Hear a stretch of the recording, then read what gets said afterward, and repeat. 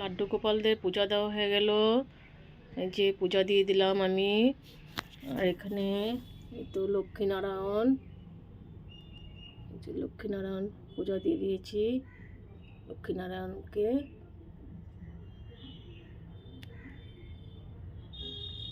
পূজা দেওয়া হয়ে গেল। আর এই যে আমার লাড্ডু গোপাল পূজা দেওয়া হয়ে গেল। কি সুন্দর লাগছে না? পূজা দেওয়া হয়ে গেল। হ্যালো বন্ধুরা, একটু বাজারে যাচ্ছি এখন, বাজার করে আসি। বাজারে যাচ্ছি, দেখাবো, আবার তোমাদের সাথে দেখা হবে। বাজারে যাচ্ছি, কি কিনবো তোমাকে দেখাবো, তোমাদেরকে পাশে দেখবো। একটু বাজার করতে এসেছি, সবজি বাজারে এসেছি, সবজি বাজারে। শসা কত করে?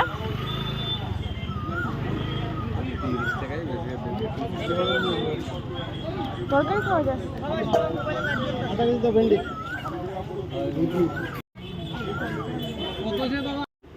এই তো সবজি বাজার থেকে সবজি আনলাম, ঝিঙ্গা, ভেন্ডি, শসা, আর এই যে পটল টল, এগুলো সবজি এনেছি। আর এই যে চিতল মাছ এনেছি, এই তো চিতল মাছ।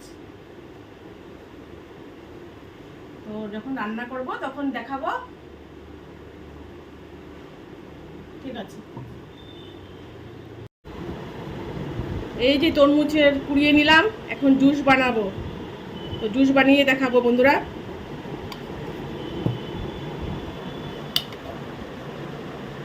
তরমুজের জুস বানিয়ে নিলাম বন্ধুরা। যে গরম পড়েছে গো বন্ধুরা, তো আমরা এখন জুস খাবো। তোমরাও সবাই জুস খেও, কারণ এত গরম, গরমের মধ্যে জুস খেলে পেটটা ঠান্ডা থাকে। এখন সাদা তেলের মধ্যে আমি মাছগুলো ভেজে নিচ্ছি, চিতল মাছ। দেখো সাদা তেলে ভেজে নিচ্ছি, যা গরম পড়েছে তাই তাড়াতাড়ি রান্না করছি। এই দেখো কিছু ভেজে রেখেছি আর কিছু ভাজছি। ভীষণ গরম, বাপরে বাপ। তোমাদের এখানে কিরকম গরম বন্ধুরা? এই দেখো মাছ রান্না হয়ে গেছে আমার, রান্না হয়ে গেছে। তো তাড়াতাড়ি রান্না করে বের হয়ে যাব, এই জন্য তাড়াতাড়ি রান্না করেছি। দেখো কি সুন্দর কালারটা লাগছে না মাছটা দেখতে? খুব সুন্দর হয়েছে কালারটা, দেখেছো বন্ধুরা? আর এখানে গরম পড়েছে তাই শুক্তো বানিয়েছি সব কিছু দিয়ে।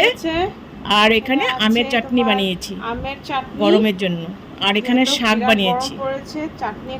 ভীষণ গরম, ভীষণ গরম, আর ভাল লাগছে না। আমের চাটনি খাবো এই জন্য বানিয়েছি। আমার আমের কাজু কিশমিশ দিয়ে বানিয়েছি আমের চাটনিটা, খুব টেস্ট হবে।